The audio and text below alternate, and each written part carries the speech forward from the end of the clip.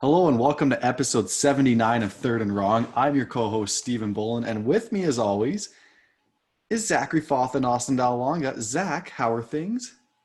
Things are good. Living the dream in Medicine Hat. First day of coaching for me went really well. Got to work with some of the quarterbacks. Loving it Nice. every day. McCoy or Crescent Heights?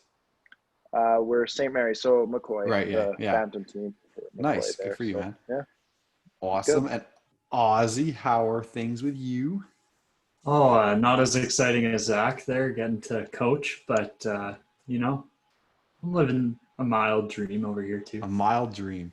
Well, I don't want to pile on, but I got to coach today as well, so it's been pretty fun. And 7-on-7 league, so it's all pretty new to me. So I'm just kind of learning on the fly, but it's pretty exciting. I'll hopefully have more to report. We have our first game Saturday. It's just 2 practices a week and games on Saturdays, so should be good. And hopefully I will not be required to go out there and run routes myself because I'll probably hurt myself. So, guys, what a crazy week one in the NFL. A lot happened, and we want to recap it all. So why don't we just start with the 2-minute drill? We'll get right into it, and then we can, discuss some of the biggest storylines coming out of those games. So, Ozzy, we don't have a soundboard, but I guess you can run the clock, correct? I can. Do you want to give our new listeners, because we've probably taken on some new Yes. listeners since last year? I What's the hope so. 2-minute drill? 2-minute drill is where we try to recap all the games in 2 minutes or less. We have failed and succeeded in this quest. Typically, we have better clock management than Vic Fangio does with his timeouts, but in some cases, we are Vic Fangio, so it really varies. And so what we're going to try to do here is just rattle them off. Some might be funny, some might just be us reading the score. It's going to be kind of a wide open deal of it all. So, Ozzy, start that motherfucking timer, man. I don't know why I swear that. I'm just really excited to get to it. Steve's amped. Let's go. 2-minute drill, baby. The entertainment value on this varies greatly, and we're off to a great start. So, all right, Steve, you got 3, 2, 1, go. The battle of the multi-million-dollar quarterbacks isn't that close as the Watson vanilla offense can't keep up with the high-flying Chiefs. 34-20 Chiefs final. The Bills take it to the Jets 27-17. They might be missing Jamal Adams. The Packers, led by Aaron Rodgers, that bad man, takes it to the Vikings 43-34. The Eagles blow a 17-0 lead to the Washington football team and lose that one 27-17. Trouble brewing in Philly, you tell me. And the Ravens take a big steamy shit on the Browns. Shout out to OBJ. The Colts and Jaguars. Minshew magic is back, baby. As the Jaguars totally proved Steve and I wrong, and they upset the Colts 27-20. The Raiders hold off the surging Panthers in the last couple minutes as they win 34-30. The Bears come back late against the Lions, and Mitch Trubisky keeps that starting job for at least one more week, and they win 27-23. The Seahawks just annihilate the Falcons 38-25. The Patriots defense holds off a couple or picks off Ryan Fitzpatrick a couple of times, and Cam Newton gets his first W, 21-11. And the Bengals kicker Randy Bullock suffers a fake injury as he misses a 31-yard chip shot, and the Chargers beat the Bengals 16-13. The headache from the Super Bowl hangover seems to have leaked into the season for Jimmy G and the 49ers. Cardinals beat 49ers 24-20. Oh no! May only be a 5-yard precision passer who was in a QB-friendly system all these years. Saints beat the Bucks 34-23. Did the Cowboys get a new head coach? Wow, it doesn't seem like it. Rams beat Cowboys 2017. Big Ben turned back the clock with 3 touchdown passes against the Giants. Steelers beat Giants 26-16. And it took Steven Gostkowski 3 missed kicks to return to form to get the game winner for the Titans. Titans beat Broncos 16-14. There we go. So, a couple things. I do want to... couple things there, Zachary. Oh, it was good. The Cardinals are a good team. I don't know what you're talking about there. The 49ers are just having a Super Bowl hangover. I I think that speaks to how good the Cardinals are. That's all I got to add to that. Why not? Why not both? Can Jimmy G not be washed as well as the Cardinals be good? Okay, you can't have this both ways, Steve. He can't have never been good and also washed at the same time. You got to pick your argument. He peaked last year and now he's bad. No. I think that offense really suffered without George Kittle, though, which is obvious because George Kittle's literally the best tight end in the league, or one of the top two. Jimmy G's bad throw got him hurt, so probably. And Tom Brady, I've seen this so much, and we're gonna get to it in our overreactions, but holy crap, people need to chill on Tom Brady and the Buccaneers. Are you kidding me, people?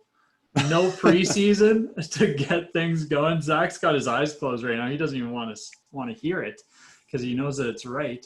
Oh, he was frozen. There we go. Holy shit. You're good now, Zach. All right.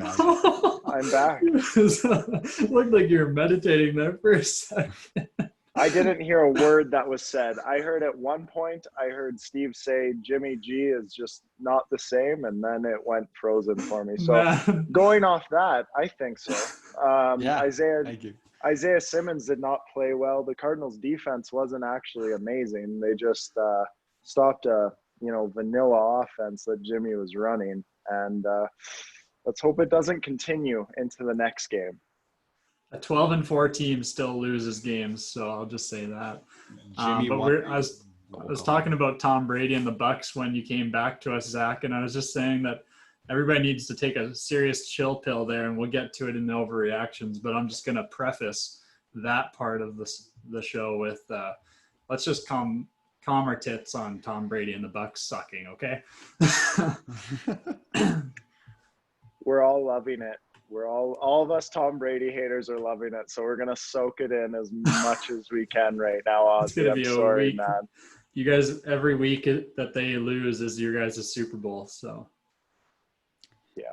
yeah, because we can't make it every year like the fucking Patriots did, Ozzy. So sorry about that. All right, let's go biggest week one overreactions, and we actually got quite a bit of response to this one on our Instagram and Twitter messages out for these. So we'll start with ours and then we'll get into our listeners after. But my overreaction is Pete Carroll finally altered his philosophy and the Seahawks will have a top 3 scoring offense in 2020. Fellas, what I saw in that game was like nothing I'd ever seen out of the Seahawks before. We passed our first 9 plays. We passed 7 times. I mean, Russell was throwing the ball around. We had screens to running backs. I mean, I'd never seen Carson do so well on those screen plays. Wilson, 4 touchdowns, only missed 4 passes. I guess that's an overreaction to say we'll be a top 3 offense, but like I just look at this and I'm like, how can this go wrong? It can't, unless Pete somehow reverts back to what his old ways. He's like, because he even mentioned a couple of days ago or even yesterday that he'd like to get Chris Carson more carries. And I'm like, oh, damn it, Pete, don't do it. I mean, it's hard. Don't fall back on old habits, right? Like we did so well. Let's just keep rolling with it. Let Russ cook and good things will come. And we can lean on the run game whenever we need to, but either offense needs to run through Wilson. So, and my other overreaction is the Eagles are missing the playoffs. I don't know if that's an overreaction. I think they actually will. But that was just a pretty poor, putrid performance by them. It didn't look good. No. So I guess I want to start. Let's go football team. Football team. What do you? Let's start with the Seahawks. The Seahawks. What do you guys think of Seattle and putting up that much on Atlanta? Was it a product of Atlanta being bad, or do you think Seattle's offense is coming to play this year? I will go first because I'm so low on the Falcons already, and I think I've said this in a prior episode that I think Dan Quinn doesn't even make the year. So the Seahawks just kind of started that motion, and I think that'll slowly start to pick up steam as we see the Falcons struggle. I don't buy into what the final score is and saying that the Falcons are a good offense as well. I think that was a product of the score being so far out of reach and you guys letting off the gas a little bit.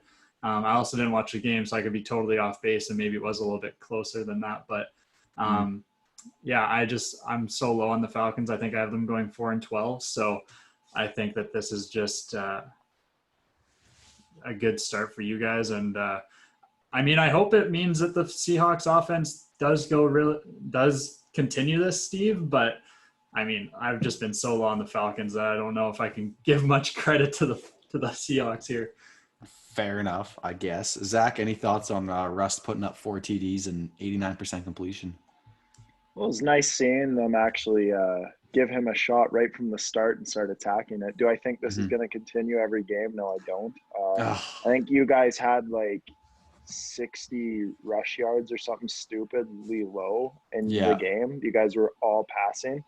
I think this more relied upon like the game plan going into that game, with the Falcons seeing a weakness somewhere and attacking it clearly.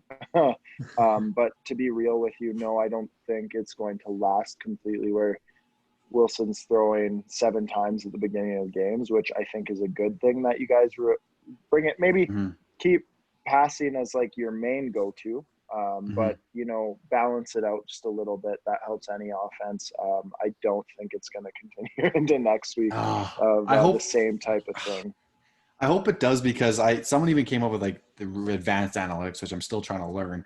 They said between the first and third quarter, when the game is still within reach, for some reason Siri was just activated here. Shut up, Siri. I'm trying to talk football. Anyways, between the first and third quarter, and on first and second downs, so when running like neutral script situations is what they call it, the Seahawks had the highest passing rate in those situations in week 1. So I don't know if that signals a philosophy change, or like you said, maybe it's more a signal towards the Falcons game plan or the Falcons weaknesses. But I'm pretty hyped up. That was just really cool to see. And Brian Schottenheimer, if you ever listen to this, for the love of God, keep it going. So let's talk the Eagles really quick here. So 17-0 start. I didn't really tune in after that. I thought, okay, this one's probably over. And then driving back to Calgary for Medicine Hat and getting score updates, and sure enough, Haskins wills his team back into it. Zach, can you believe it? All hell Haskins.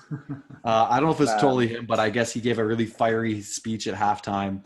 Rivera had to go get a emergency IV due to his cancer treatment, and so Haskins took the leadership role there. He didn't have the most impressive stat line. I think he had like 58% completion, 1 touchdown, no picks, but I'll take it. So Wentz had a putrid second half. So yeah, I what I loved about it was I saw Haskins' leadership, like talking about what he did at halftime and then coming back and winning the game. It showed a lot of like great leadership. That offense isn't good. It was absolutely putrid actually in a win. I think they had 236 total yards or something stupid like that. So I think that might be an overreaction too, that this team is just outstanding. Their defense is good. They got a good front 7. I think it's not going to be smooth sailing right away with that defense too. It's going to take some time for them to gel a little bit more, but they're also going up against a Philadelphia team that is bruised and battered worse than anything. And I do think that that's going to affect them all season. They are known for coming back at the end of the season, but they can't keep doing it. It takes too much, man. It takes too much year after year to do that. All the Eagles fans that are listening to Ian and Tristan are like, yeah, you'll see it happen. Yeah, when Wentz drags us to that 8-8 record, you know. Yeah, I just don't think this is the year for them. It looked really bad, man. That was not good, especially the loot. I'm not taking away. It's like you guys are taking this as like I just don't see Washington being a 10-6 team this year. I'm sorry, boys. I don't see Haskins, and it was proven he wasn't great that game. I'm sorry, but like it was just the product of week 1. I think the Eagles are going to continue to struggle though, and there's some exciting stuff going on in Washington. I'll give you guys that much. As far as your overreaction, I think that it's totally reasonable to think that the Eagles are going to miss the playoffs, Steve, because of all the injuries that are stacking up. And like Zach said, there's no way that this could continue every single year, just constantly having Carson Wentz carry a battered and weak team to the playoffs. But I think Zach's frozen again, so I don't know if do I still got you at least? Yeah, you still got me. So okay, we'll keep talking. All right, we'll keep talking. So yeah, as I wanted to mention on Zach's comment, and maybe he'll come in just as I'm talking about this, but As far as the football team's front seven, I think that they are going to be like, I don't think that they're going to need time to mesh because they just got 8.5 sacks. Like, you're clearly meshing or doing something right there. I still give, like, there is that excuse that the Eagles are battling injuries along the front line. And of course that's a realistic reason, but at the same time, 8.5 sacks is still pretty tough to do. So that front seven, like, I've been kind of drooling about it this whole off Zach's so season. pissed he left. He's Yeah, like, I he don't want hates that take. Oh, yeah. But yeah, so I don't know. I really like what they had to do, and I wish Zach was here to rebuttal, because I know you're on the Haas King train with me. That's And King, baby. so there we go. And he's back. Oh, I'm gonna lose my mind with this thing, everyone. Wi-Fi? Hello. Yeah, let me pause this right quick. Can All right. Apologies for the technical difficulties. We are human and we have regular ass Wi-Fi, so that goes for all of us. And so why don't we jump into Zach, your overreaction? I have a feeling I know where you're going with this one. Yeah, I'm just saying, when we look at the Browns lose again in their first season opener, everyone jumping on and cutting their heads off and saying it's all over for them after week one. I'm just saying, cool your jets a bit. This offense, this team has been together for about 6 weeks at most. No OTAs, no preseason, no nothing. Playing against arguably the best team in football right now. And not to say a lot was bad until, the end of the second quarter when it really got away from us. Prior to that, the run game was working. Play action was giving Baker time. Baker needs to get comfortable in there. He looked so uncomfortable and just indecisive. It wasn't good. Baker's best when he's making that initial read and letting it rip, and it wasn't there. All I'm saying is give it some time, people. It's the first week against the best team in the NFL. There's growth to be had. Just give it a bit. If we lose to Cincinnati this week, then we're really in trouble. That's a better telltale sign of how this season's going to go. I think you make a good point, Zach. I mean, one of the biggest points I think I made in one of our preview shows was that Baltimore had the most consistent team from last year coming into this year, and then they went and added Calais Campbell. So, I mean, you're looking, and so no preseason, no OTAs isn't going to affect them as much, but you guys had Stefanski and a brand new coaching staff. And I think there's a stat. This is Baker's the first quarterback in history to have 3 different head coaches and coordinators in his first 3 years in the league or something. Don't quote me on that, but I remember reading something similar to that. So I definitely feel for him. So I think just that blowout loss is just kind of same old Browns, but I tend to agree with you. I'm willing to give the Browns the benefit of the doubt, but I think if you're looking at the first 4 games of the year, you want to come out of this at least 2-2. Otherwise it's going to be a pretty long year, but people have come back from worse. So my belief on that, before you go, Ozzy, the thing you said about 2-2, I think the first half of this year is going to be rough. The first 8 games, we have a really easy schedule this year, but we need to come out of the first 8 games at least 500 or ready to compete in the last end of it. But it's going to be a rough start to get there. Sorry, Ozzy, I didn't mean to cut you off. No, that's okay. My point's pretty quick. I don't think that you can compare the Browns to the Ravens. So people that are already all over the Browns for not going toe-to-toe with the Baltimore Ravens, who just went 14-2 a year ago and only added to their team, really. That's not fair to the Browns, a young team with a new coaching staff. So let's just pump the brakes a little bit. The Burrow-led Bengals are actually a little feistier than what I would have expected just based on their last game. I don't know, comparing them, that game with the Chargers was a little bit like a battle of 2 bottom-feeding teams. So we'll see how the Browns can take care of the Bengals, but I think that that'll be a good challenge enough because I really liked what I saw out of the Bengals. And so if the Browns can come out of that one at least with a win, and we'll get to that game, that would just be something to build off of. But let's pump the brakes on the Ravens game here. Yes, it's a season opener. You want to win that one, but It's the Baltimore Ravens, who Colin Cowherd has going 16-0, or says they can go 16-0. Forgot about that. Okay, so I'm gonna segue into mine while I have the mic. Sorry, Steve, because I wonder who you're talking about. I wonder. Because I wanted to take your arguments where you said, you know what, let's pump the brakes here. There's no preseason. Yeah. Blah, blah, blah. Yeah. How come that's different for Tom Brady and these Buccaneers? I just want everybody, the biggest overreaction here. Are you people talking about when Tom? You say you people, buddy. You don't want to Don Cherry yourself here. You people talking, let me finish, Steve. Talking about Tom Brady and how he's washed and how the Buccaneers are just terrible. I'm no Buccaneers fan, but it's 1 week against the Saints, who also came back with the same team, but with Emmanuel Sanders, so a better offense. They're the most complete team in the NFC, arguably, and they just came back with the same team. Exact same argument that Steve just made for the Ravens and the Browns. I'm making for the Buccaneers here, because you go up against an NFC title contender in the Saints and lose in week 1 with a whole new array of fun pieces and Tom Brady, Gronk, LaShawn McCoy, Tristan Wirfs, all this, and you expect them to be good in week 1 without a preseason? Really? You guys have that level of expectation with a new coach, a new playbook, everything, and you guys are like, oh, Tom Brady's washed.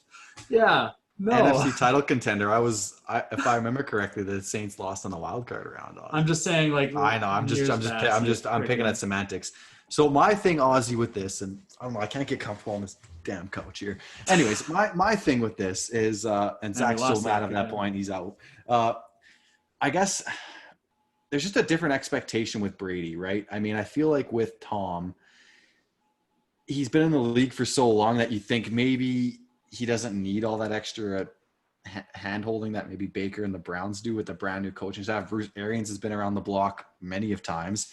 And the one thing that stuck out to me the most, Ozzy, was Arians coming out and actually calling out Brady, saying, well, there is nothing that we weren't prepared for. I'm not sure why it happened the way it did, or something along those lines, where like people were really comparing that to what, Belichick was very kind of short with the press, but in a way, many thought that maybe it was to protect Brady, but Bruce Arians doesn't really play that game. I mean, we saw him in that 6-6 tie against the Seahawks in 2016. Just absolutely throw his kicker under the bus. So Arians isn't going to play that game. I'm very curious to how this relationship's going to play out going forward. Am I being a bit of a hypocrite? Yes, Ozzy. We should probably give Tom Brady a little more time in this brand new system, but it had to be concerning to see that pick 6 when it's kind of ironic Winston's on the other sideline as a backup for the Saints, seeing pick 6s from his old team getting replaced by the GOAT. So I like to poke fun because I'm just a Brady Patriots kind of hater, but I'm very curious as to how the rest of the season is going to play out for both of those. So that's just my 2 cents. Fair enough. Well, you make a not a compelling argument either way, but Dick. I'm just kidding. But yeah, and the man's 43 years old. A lot of these people that are saying Brady's wash have been wanting to say that for the last 5 years. They're the people that have been saying, this is the year, this is the year, this is the year. Now he's 43 in a whole new system and environment, and everybody's like, oh, finally he's washed. So they're just getting their 2 cents in there. But let's just pump the brakes on that one.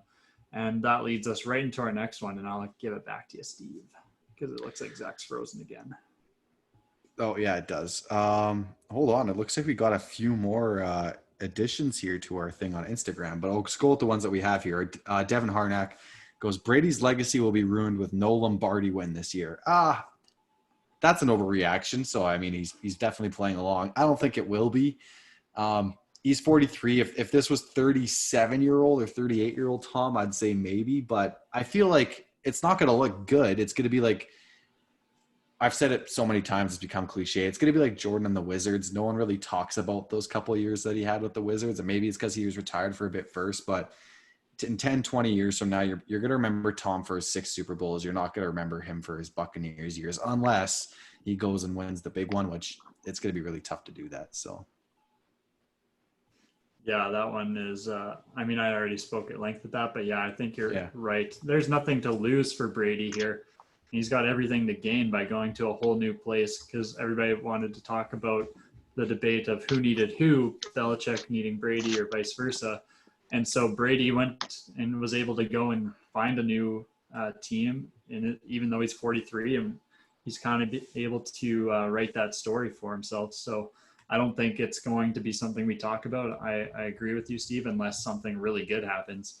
Because if it's really bad, then there's 20 years of a resume to turn to, and we can talk about how Tom Brady is still the GOAT.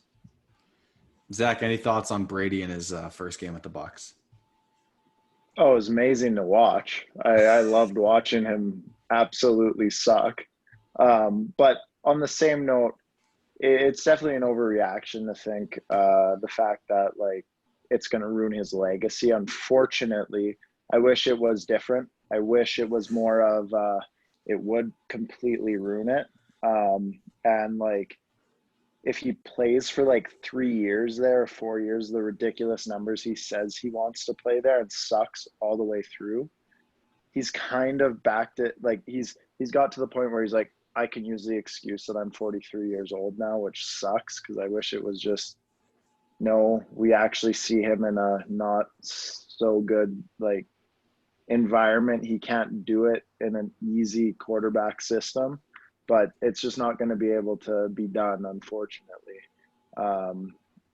But I think he's actually there. It was nice to see him struggle in something that wasn't like perfectly made for him. So I like watching the struggle of him having to learn this new system and get into a new, you know, a new coaching system and not have McDaniels like make this offense that's absolutely perfect for 5-yard passes and do things like that. So it's fun to watch. It will be really fun to watch for like a few seasons, but I do think he's going to struggle here. The more I watched, like I watched the whole game and it was really fun to watch. He struggled That's a really good and it sample looked great. size. It Yeah, was one fun. game. Zach's so mad he froze again. Oh no! Take a drink every time Zach freezes. Let's move on to Luke. We haven't had a submission from Luke in a while. We've missed him. So Luke says Cam Newton just showed he's the greatest quarterback of all time. And then I'll piggyback on that. Will Meme Powell, a CFL meme page who follows us. So thank you, Will Meme. A play on words of William Powell, running back for the Saskatchewan Roughriders. Will Meme for all people who don't understand meme accounts out there. That's what that is. Anyways, he says Cam is the GOAT. So we got two takes revolved around Cam. Cam is not the greatest quarterback of all time. That would be a really big overreaction. But Cam did show a lot of promise there, and I am very nervous to see Cam in Seattle on Sunday because I feel like our linebackers are just going to have to be on it because he looks like – I mean, one thing I didn't like to see, and just in the highlights, is he was putting his shoulder into linebackers. I mean, you're going to want some longevity out of him. He should probably avoid contact like that. But, I mean, he looked like old Cam. Ozzy, you watched the whole game. I mean, can you speak more on that? Yeah, I was a little concerned at times. I forget that he's still only 31, and like he has had a couple of seasons where he hasn't played the full season. So he's kind of he's not taking those hits as often. He hasn't in the past couple of years. So he is relatively fresh, but yeah, seeing him just go head first a couple times, reaching and overextending for more yardage, it is a little bit concerning to see. And it makes me wonder if it's sustainable for a full 16 game season. But it was fun to watch, man. And I just can't wait to see what happens if we can open up this passing game a little bit more. He only had 155 yards passing, but I just hope that we can get a little bit more action from our receivers like N'Keal Harry, who looked like he took a hit from a safety and just fell down really, really easy. That was I saw you either liked or retweeted that tweet where it's like N'Keal Harry is like 6 whatever and 200 something pounds, and this DB just laid him on his ass who's 5'10", 190 something, which I mean, maybe that that doesn't go all into it, depending on the momentum, but he was running full speed ahead too, which is kind of concerning. That it was kind of a paradox the way that even it just looked on the TV. You just see this guy, this big man running full speed. It's like, oh, this guy's getting trucked. And then all of a sudden, N'Keal Harry gets pushed back. It's like, what? So there's a couple trade rumors today for Patriots trading for receivers. And I would be very happy with that just based on the depth that we have right now. But I mean, as far as Cam goes, I really love that other dimension that he adds. Guys, I was definitely gone there. I'm not sure if it's showing when I disconnect, but yeah, you disappear and then come back. Okay, good. Because I didn't hear any of your rebuttal, Austin. Not a word of it. So you'll have to go back and listen to the recording. I mean, yeah, I hope I don't look like not being able to argue back is kind of crappy, but yeah, I hear it. What were we talking about? N'Keal Harry? And Cam Newton, because Luke had to take Cam Newton, showed why he's the greatest quarterback of all time. We disagree with that, but we agree that he had a great game. So yeah, that's hilarious. I won't mention much of that, but on the note of Cam, that was really fun, man. He looked great in that uniform. Man, New England has one of the nicest uniforms in the NFL. Their home uniform is beautiful, and on me. Right, it's really I back them a lot more than I did when Tom was there. They are a way more fun team to watch now, and like Bill Belichick, as you saw, like that team puts their players in the best position to win. They have 8 guys opt out because of COVID. They have injuries, and that team is still competitive. And they're making guys like Cam Newton look good. It's amazing. Stop it, Zach. Make guys like you act like it was freaking John Skelton back there running around. Man. Cam Newton's a former MVP. Even make it sound like they got like Joe Dalagola or whatever. The Pats just signed in the practice squad out there. No, that's Cam Newton, previous MVP, buddy. Yeah, like Cam Newton with his one good year. He's not bad. He's definitely an average quarterback throwing the ball. And great. Stop it, Zachary. Great running ability. Man, Cam's getting MVP this year. I don't care. Oh, don't say K. Now I can't agree with you either. What the hell is going on here? All right. There's nothing wrong. I never said anything bad about Cam. And you did. He's better than Skelton. He's better than Skelton. That's what I agree. I'll say this. Cam is going to be a top 10 quarterback in the NFL by the end of the season again. Oh, my God. Maybe. Actually, you know what? Maybe in that system he will be. There is a chance. Well, that system where he can throw 5-yard passes. 100%. A top 10 QB is not just efficient at throwing 5-yard passes. He'll be efficient at running the ball, and they will be efficient at throwing shorter passes and having the receivers and running backs gain many yards. 100%. It will be an efficient offense. I'm not disagreeing. And it can make Cam look really good. I'm not being out there by saying this is a backhanded compliment and a half, and I don't want to. Yeah, that's almost worse than just shitting on him. He is just. Yeah. It'll be the worst thing you could have done. The only thing worse that you could have done is talk the same shit about Haas King. That can't be tolerated in this. Well, that was not a good offense either. Speaking of Haas King, look at those stats, man. That was it was a depleted Eagles team, and they ran the football well. They didn't pass well. They did come back, and it was all special. And he had his halftime speech, but the offense didn't look good. There's no denying that. It's a young team. All right, we got Bryce here. Speaking of Washington football team, he has the Washington football team's winning the division. Obviously, they're the only team in that division to be 1-0. No, Bryce, I still have this team going 3-13. It's going to be a growing pain year, but Haskins will assert himself as the franchise quarterback by season's end. That much I can guarantee. I love it because honestly, with me having them at 8-8, it could happen with this division just because of the Eagles' injuries. The Cowboys still suck. They're still underwhelmed every game. They're 1-for-1 in underwhelming games this year, so there's that. But I think that they're still going to go 8-8. I'm still pretty confident in that. And this is a game where it'd be like, if you're going to go 8-8, you got to take a game against a good team like the Eagles, or at least a historically good team like the Eagles. So, I mean, 8-8 could win the division. It might not, but I'm just going to be a coward and not say one way or the other. I'm just going to say 8-8. There we go. We'll see what happens. Zach, any thoughts on Washington winning the division?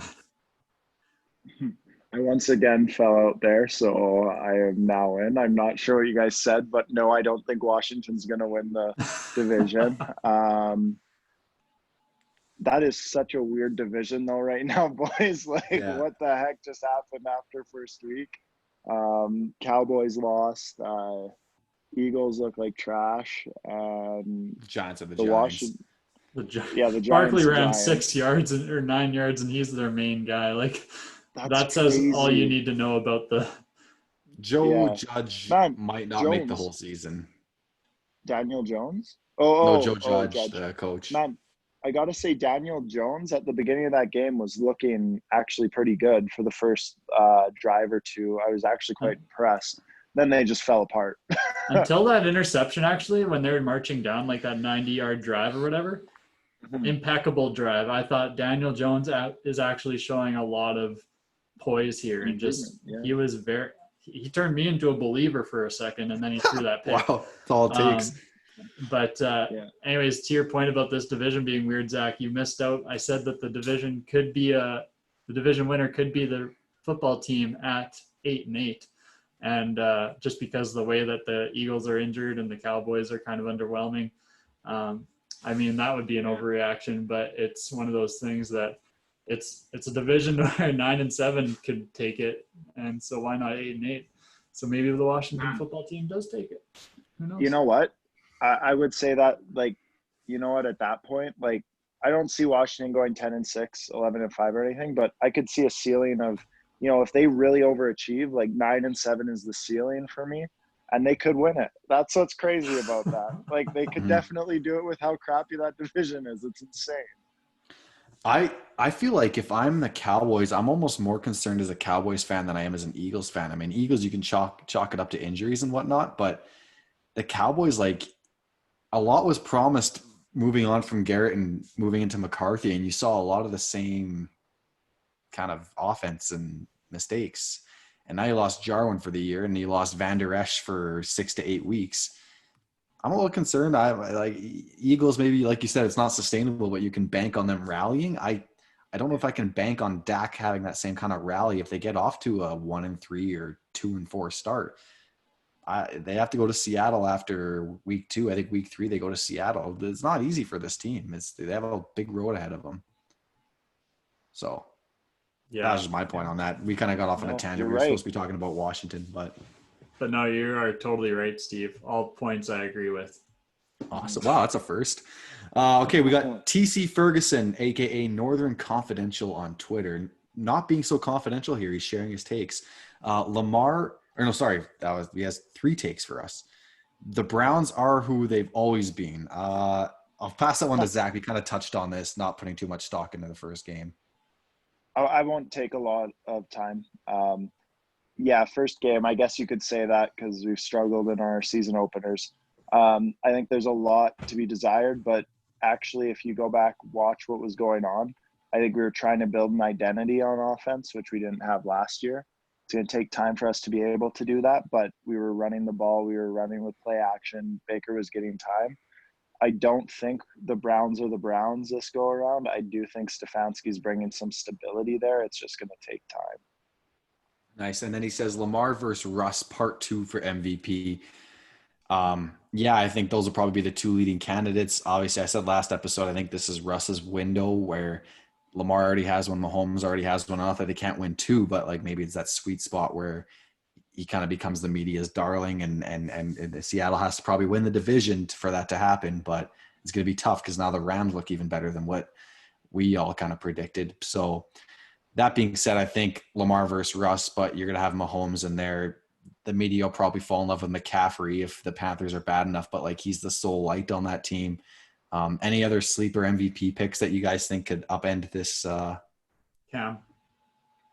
Baker Mayfield. Oh, Chase damn it. Young. Okay. Just If the if the football team ends up coming back and actually finishing like 8-8 or 9-7, something like that, and Chase Young has like a groundbreaking first year, why not? Who says no?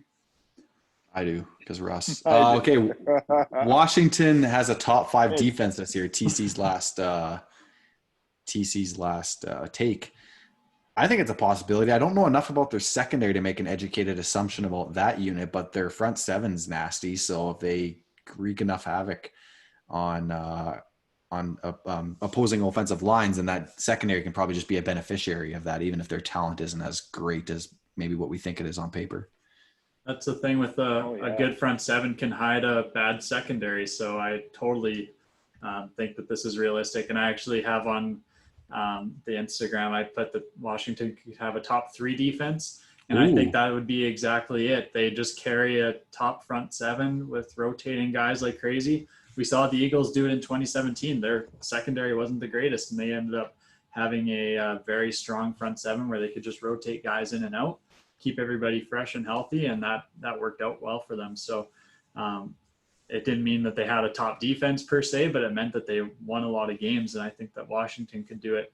And just the fact that they put up 8.5 sacks, I think them saying they'll have a top 5 defense is an ample overreaction for week 1. Mm-hmm.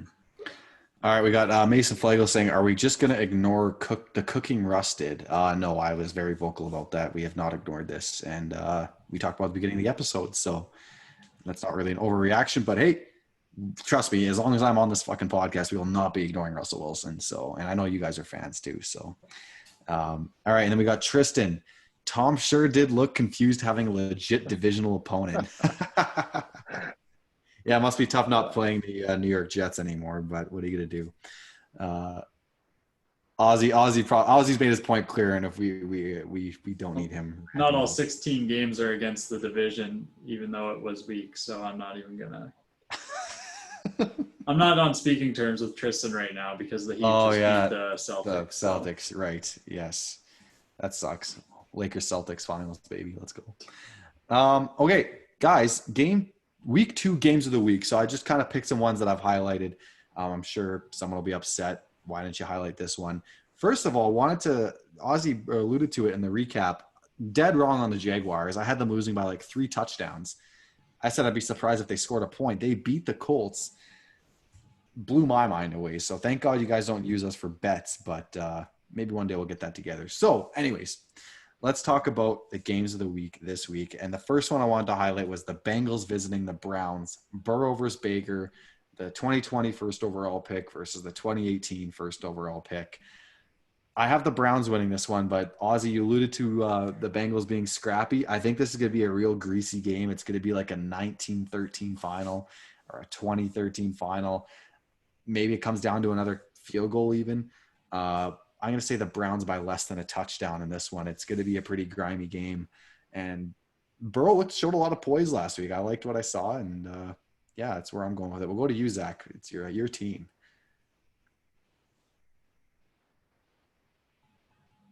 Nice. All right, maybe we'll go to Ozzy with the Bengals and Browns. Okay, so I'm not going to overthink this one. I'm going to say the Browns are going to win it. But as I mentioned, I really liked what I saw from Burrow, and that game against the Chargers was quite it showed a lot because the Chargers, I really like their defense even without Derwin James. I think they've got a lot in the secondary that and in the front seven with Melvin Ingram and Joey Bosa that Joe Burrow had to fight through, and he did very well in that. He had a late interception, but he ended up rallying back and putting his team in a position to win when Randy Bullock faked that injury as he pulled up on the Are we sure he faked that injury? Like, that seems pretty insensitive to say. Okay, well, I'll clarify, I guess, so nobody calls for my head. But on Twitter, somebody for the Bengals had reported that he said that he had pulled like his left calf muscle or something like that.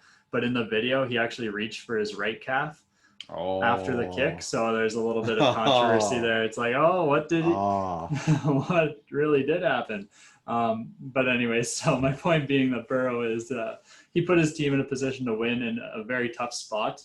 Being able to come down the field like that and put your team in a position to win in the final minutes or final seconds is incredible, especially for a rookie. So all that being said, I'm just gonna hope the Browns can redeem themselves on this one. And Zach joined just in time for that. What'd you guys say? We both have the winning. Browns winning, but not by much. Yeah, okay. So that sucks because we're all in agreement. So a lot of people probably thought I was going to come in here and be like, oh, Browns are going to destroy me here. But that's not what I'm going to do. It's going to be closer than most expect. I have some points here. The depleted Browns defense is going to give some balance to the talented offense of the Bengals. Our offensive line did struggle, which is going to give us the W in the end. Myles Garrett's going to feast. He's going to eat up Joe Burrow, the rookie. He's going to destroy him. It's going to be nice, but he's not going to fling a helmet at him. So moving forward with that, the Bengals gave up 370 yards against a conservative Chargers team. I think the boys are going to come in and be a little bit angry after the Ravens game, and they're going to want to prove something, and they're going to run the ball. And Cincinnati allowed 155 rush yards against Tyrod Taylor and the Chargers. So I think they're really going to ram it down them and then build off that play action and give Baker some nice hits downfield. And I think they are going to win. However, I do think there's going to be some balance in the Cincinnati offense at times. And that's going to make for a 23-17 Browns victory. But I think it is going to be closer than people will expect it to be, than they expect it to be. Fair points. All right, let's move on to the Rams at the Eagles. Will the Eagles fall into his 0-2 hole, which is kind of like that vaunted, you don't want to be in that territory because not many teams make the playoffs after falling into a 0-2 hole. And we saw the Rams look really good last week.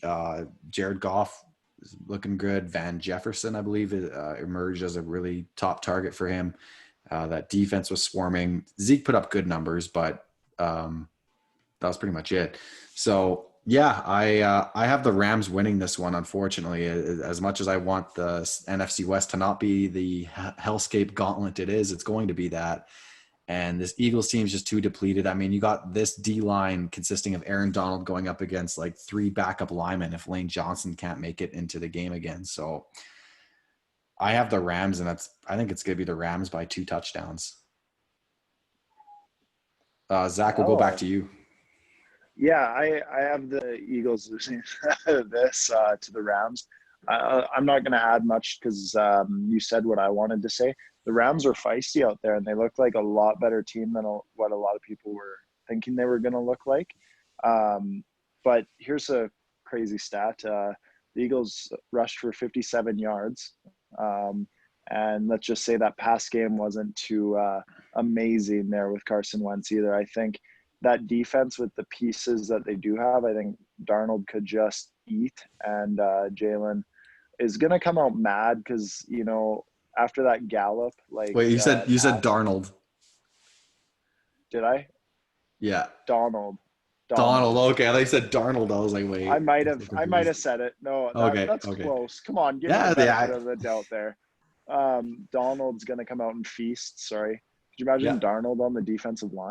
I was just imagining that. He got 3-point stats. He's just ready to go.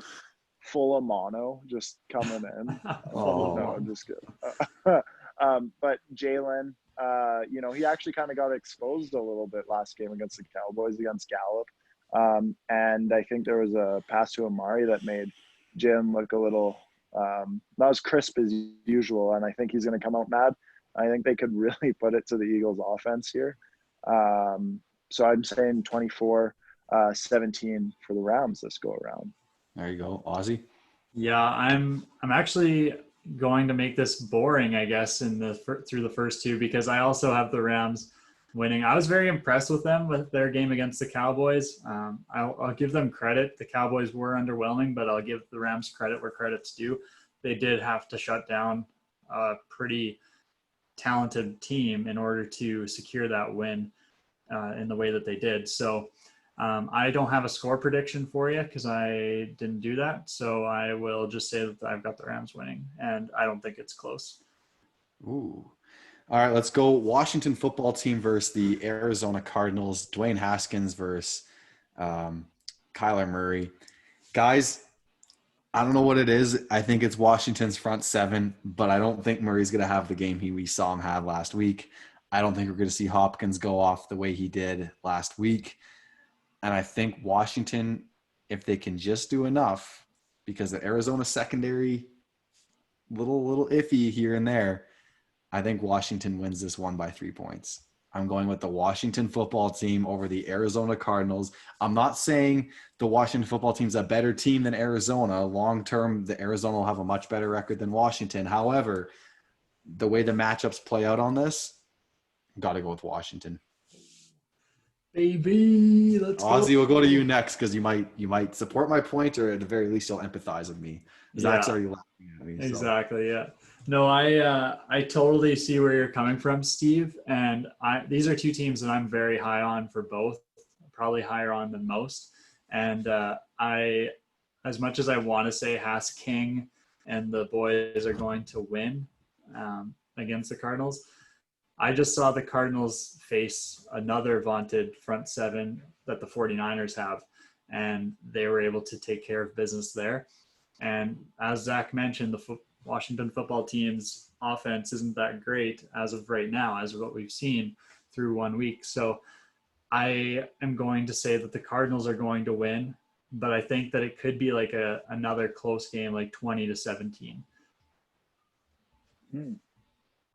Yeah, so I have the stats here now, actually. I wrote them down. It was 239 total yards for the Washington football team, 159 passing yards for Haas King, and 80 rushing yards for the total team.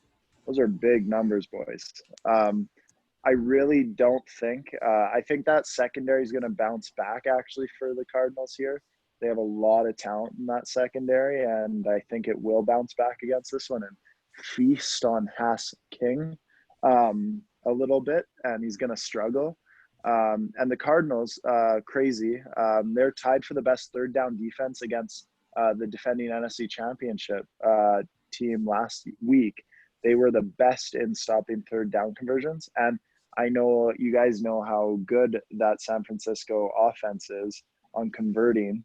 But Haas King and sorry, I keep saying I should just say Haskins now. I'm just being a dink. Haskins and company were really bad on third down. They were 28th in the league on converting third down conversions. I just really think there's going to be a bounce back week for that Cardinals defense that added a lot of talent. And there's way too much talent on that offense that did well against the San Francisco team that has a great defense. I just think we're going to see more of the same in there, and it's going to be too much for Washington. Well, good news for Washington is that Haskins is going to score early and often. And third down, not needed. They'll score on first and second down. So I'm just kidding. Good points. We mentioned offense and defense. Watch Washington just have a killer special teams day where they just end up getting like 2 punt returns for touchdowns and just totally annihilate. I had 31-20 Cardinals over Washington. Oh, hey, at least you haven't scored 20. Puts up 20 points. There we go. On a tough defense. That's a win. That's a win for Washington. It's not a compliment. 20 points is not a compliment. You guys compliments here. We're glass half full guys over here for Haskins and company. Ravens. He could throw 5 yards, and you guys would be like, he threw 5 more yards than 0. So one's greater than 0, man. Unless you're talking picks, in which case we want less of those. But hey, a pick is just a learning experience for Haskins. So, okay, we got the Baltimore Ravens going to the Houston Texans. Not that home field even really matters. I'm not sure why you have to even say that, but I guess it's important. Lamar Jackson versus Deshaun Watson. So the second marquee matchup for this Texans team in a row. this Texans team just doesn't inspire a lot of confidence in me. I said on Twitter last week after their Thursday night tilt against the Chiefs, this team just screams 7-9 to me. Those victories aren't going to come against top level talent like the Baltimore Ravens. They'll put up a good fight. I hope Bob is a little more creative in his play calling and can let Deshaun cook, or D Watts cook, or however you want to say it. Maybe they can come up with their own hashtag, but they definitely need to get him, distributing the ball a little more. And I think the Ravens will win this one probably by 10 points. I'm thinking like a 24-14 final for this one. We'll go right to Zachary there. Yeah, I'm thinking I'm not going to spend much time on this one. I don't think it's going to be much of a game, actually, as crazy as that may be. Like, I think Houston's probably pretty pissed about their first game, but they're going up to, like, they play the Chiefs who won the Super Bowl. Now they're going up against the team that's favored to win the Super Bowl. I don't think it's going to be close. I think it's going to be 35-23 Ravens, and I think the 23 points that I gave for Houston, a lot of garbage time stuff that Deshaun will pull out of his magic hat with how awesome he is. He's going to have to do something, but it's not going to be enough at all on a team that hasn't missed a beat. Okay, before I get into my take here, I just wanted to say the Denver Nuggets are up 20 points with 2 minutes left. Oh, no Clippers. way! They just had a dagger fast break, and they dunked on it to get a 20-point lead. So 2 minutes, 10 seconds left. The Nuggets are about to win. I Three straight. love it, man. Holy I love shit. it too, man. The Clippers are we run LA. I don't think so. Yeah, get out of here. The West runs through Braun, baby. Oh, I love it. Wow, how's that for breaking news? Oh, Aussie. That's awesome. Breaking news. I wish I had the button now. Damn it. But anyways, so Murray has how 36. can I Kawhi only has 14 points. He's 6 for 22. Overrated. Okay, no, go ahead. Anyway, sorry, go ahead. We'll jump back into that after. Yeah, exactly. On the next episode of B2B. Yeah. But anyways, so I really didn't like what I saw out of the Texans offense in week 1 against the Chiefs. I think that they took away what their biggest strength was, and that is putting the ball into Deshaun Watson's hands and let him do magic. And they didn't let him do anything. They didn't run a lot of play action, which is where he gets a lot of his time and where he has that, where his receivers have that time for the routes to develop. And that's a massive part of their game, getting those chunk plays. And they really just played a safe, conservative game. So unless there's like real change in that offensive game plan, I don't like the chances of the Texans even making this game a close one at all. As a result, I have the Ravens winning this one, and I would go along the lines of like 41-24 or something like that. I trust in the Ravens offense too much, and their defense is fierce. And I really hate the Texans offensive play calling in week 1. That could be an overreaction. I think that they could be 6-10 just based on their play calling. Just horrendous. Anyways. We got the big game next. Yes. Sunday Night Football at 6:20 Alberta time. We have the New England Patriots traveling to the Seattle Seahawks. And and Siri just came on again. Yeah, thanks for that. Okay, anyway, sorry. Siri keeps coming on. I got to edit that out. So, how many times, first of all, are they going to show the pick on the one? They already showed it Sunday night in the Rams-Cowboys game. They showed the pick on the one and Richard Sherman's reaction. None of these players are on the team anymore. Malcolm Butler, Ricardo Lockett, Richard Sherman. And then they showed the 2016 game where Cam Chancellor broke up a pass to Rob Gronkowski from Tom Brady, which allowed the Seahawks to walk away with a victory in Foxborough. Those three aren't on the team anymore. So I can't wait for them to shove that 1-yard play down my throat and make that a thing. And I'm sure they'll do the same for the 2016 game, although it stinks probably much less. All that being said, the Seahawks here are going to have a much different game plan against Cam Newton than they did against Matt Ryan. Ryan threw for 470-plus yards against Seattle with Julio Jones and Calvin Ridley there. I don't think we're going to see that kind of passing attack coming from Cam Newton. And we saw the Seahawks run a lot of more nickel packages with Lano Hill and Marquise Blair. I think with Cam Newton coming in here, and I'm not sure how many receivers you guys will be pulling out there. We're going to see a lot of Seahawks first round pick Jordan Brooks coming into the game, and a lot of base defense. KJ Wright, Bobby Wagner, Jordan Brooks. You're going to have Jamal Adams coming into the box. We got to do everything in our power to shut down Cam Newton, who Seahawks historically have a really good record against. Minus the 2015 playoffs. That is true. Cam has struggled in Seattle. Again, no crowd, so that kind of takes away some of the effect of that. It's going to come down to Seattle's defense. I'm not worried about Seattle's offense scoring on this defense. I mean, we saw Fitzpatrick struggle against New England. I think this will be New England's greatest test as a defense. And, it's going to be a much closer game, and my anxiety levels are going to be through the roof. But I have the Seahawks winning 30-20 final score. But hey, Ozzy, at least I'll have 20 points. You can hang your hat on that. So yeah, it's different when it's not the football team that's getting But that's cute that you gave your Seahawks the victory there in your predictions. And what's going to happen, Steve? It really depends on what offense the Seahawks roll out. Is it going to be a Brian Schottenheimer special on Sunday night? Is it going to be Chris Carson getting the ball 25 times and Russ throwing maybe 20? We'll find out. We can hope not.